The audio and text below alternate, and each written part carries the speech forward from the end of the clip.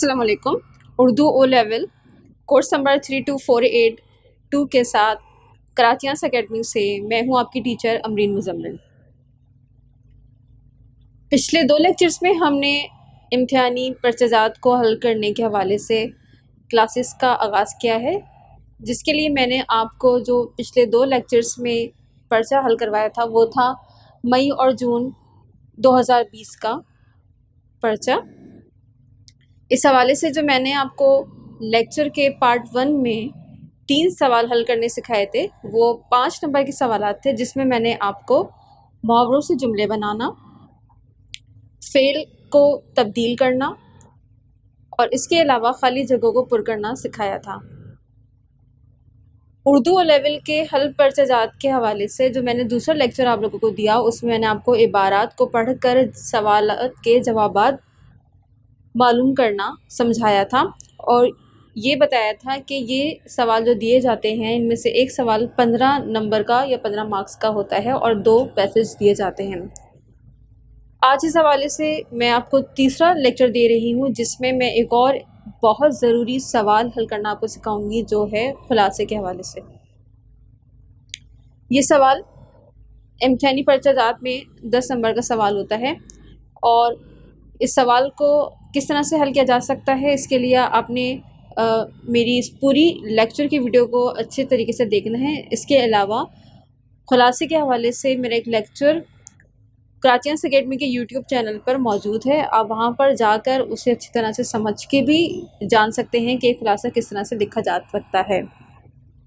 आइए इस हवाले से देखते हैं कि जो इम्तिहानी पर्चा 2020 में मई और जून में जो 2020 में सवाल आया खुलासे को लेकर, उसे किस तरह से हल किया जा सकता है।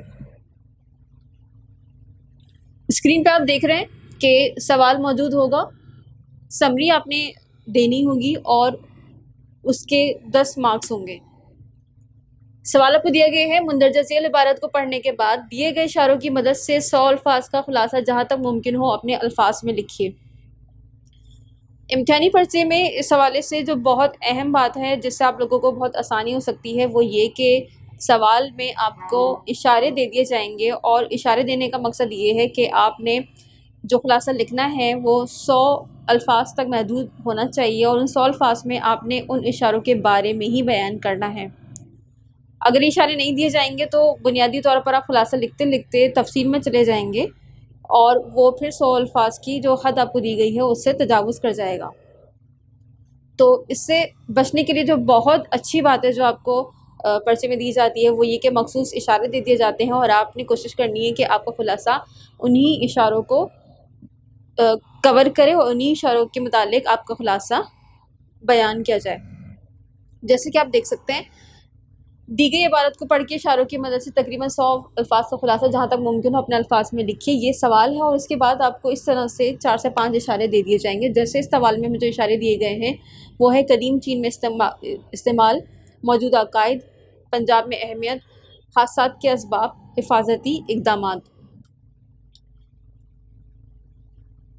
खुलासे के सवाल को हल करने के लिए मेरा आपको सबसे पहला मशवरा यही होगा कि खुलासे को पढ़ने से पहले आप ये देख लीजिए कि आपने खुलासे में किन किन अहम बातों का बयान करना है। जैसे कि मैंने आपको बताया कि जो इशारे आपको सवाल में दिए जाएंगे या इम्तिहानी पर्चे में दिए जाएंगे, सबसे पहले खुलासे के लिए जो इबारत दी गई है उस इबारत को पढ़ने से भी पहले आपने ये इशारे पढ़ लेने हैं, ताकि जब आप उस इबारत को पढ़ें तो आप आसानी से इन इशारों को तलाश कर सकें।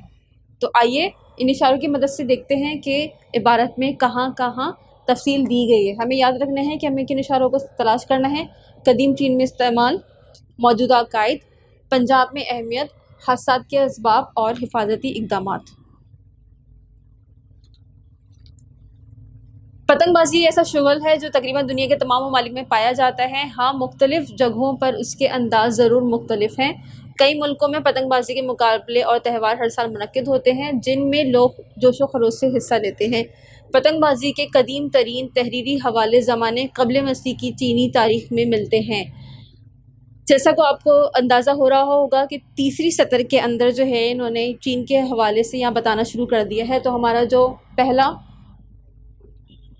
इशारा था वो यही था कि हमें कदीम चीन में इस्तेमाल के बारे में बताना है कि कदीम चीन में पतंगबाजी को किस तरह इस्तेमाल किया जाता था या पतंगों का इस्तेमाल कैसे होता था। यहीं से आप अपने पर्चे में इसको अंडरलाइन कर सकते हैं। ठीक है, पतंग उड़ाने के कदीम तरीन तहरीरी हवाले ज़माने क़ब्ल मसीह की चीनी तारीख में से मिलते हैं। जंग के दौरान फ़ौजी इन पतंगों से दुश्मन की जासूसी और आपस में पैगाम रसानी के अलावा छोटे हथियारों की तरसील का काम भी लेते थे। यहाँ से आप देख रहे हैं कि यहाँ पर इस इबारत के अंदर आपको इस्तेमालात बताने शुरू कर दिए गए हैं कि कदीम चीन में पतंगों का इस्तेमाल किस तरह से किया जाता था। इसके अलावा आसमानों की वसत में पतंग की परवाज़ ने मजहबी तबके को भी अपनी तरफ मुतवज्जे किया। चुनांचे इस ज़माने के बुद्ध राहिब इन्हें बदरूहों को भगाने के लिए भी इस्तेमाल करने लगे। आप यहाँ देख रहे हैं कि हमें यहाँ तक जो दी गई है इबारत, इस इबारत में इशारा जो हमारा पहला इशारा है कि कदीम चीन में किस तरह से इस्तेमाल किया जा सकता है, उसके हवाले से कई इशारे यहाँ पे मिल गए हैं। आगे की तरफ चलते हैं, देखते हैं कि हमें जो दूसरा इशारा दिया गया है वो है मौजूदा अकायद। मौजूदा अकायद के हवाले से हम दोबारा से इबारत को देखेंगे और ये देखेंगे कि मौजूदा अकायद के हवाले से क्या बताया गया है। यही वजह है कि आज भी चीनी तहजीब में पतंगबाजी से मुंसलिक हैरान कुन अकीदे पाए जाते हैं। इनका मानना है कि पतंग जितनी ऊंची उड़ेगी आपकी परेशानी भी उतनी ही दूर होती चली जाएंगी। अगर किसी के घर कटी पतंग गिर जाए तो उसे बदशगुनी की अलामत समझा जाता है और फ़ौरन फाड़ के जला दिया जाता है। यहाँ मुनक़िद होने वाले पतंग मेलों में अब दुनिया से पतंगबाजी के शौकीन शिरकत करते हैं और अपनी फ़नकारी और महारत का मुज़ाहरा करते हैं। यहाँ तक जो मैंने इबारत पढ़ी है, इस हवाले से आपको इस बात का अंदाज़ा हो गया होगा कि मेरे जो दो इब्तदाई इशारे हैं उनके हवाले से जो है हमें डिटेल यहाँ पर मिल गई है। ठीक है, आइए अगला इशारा देखते हैं, पंजाब में अहमियत और उसके बाद हादसात के असबाब। बरसगीर खुसूसन पंजाब में पतंगबाजी मौसम बहार का मकबूल मशगला है जो यहाँ की सकाफ़त का हिस्सा बन चुकी है। बहार का मौसम शुरू होते ही आसमान रंग बिरंगी पतंगों से सज जाता है। लोग टोली की सूरत में अपनी छतों पर चढ़कर पतंग उड़ाते और पेच लड़ाते हैं। माहिर पतंगबाज दूसरी पतंगों को काटते और कटी हुई पतंगों को अपनी डोर में उलझाकर खींच लेते हैं। गर्ज एक मेले का समा होता है। यहाँ तफरी एक बाकायदा सनत की हैसियत इख्तियार कर चुकी है और लाखों लोगों का रोज़गार पतंगबाजी और इससे मुतालिका सामान से वाबस्ता है।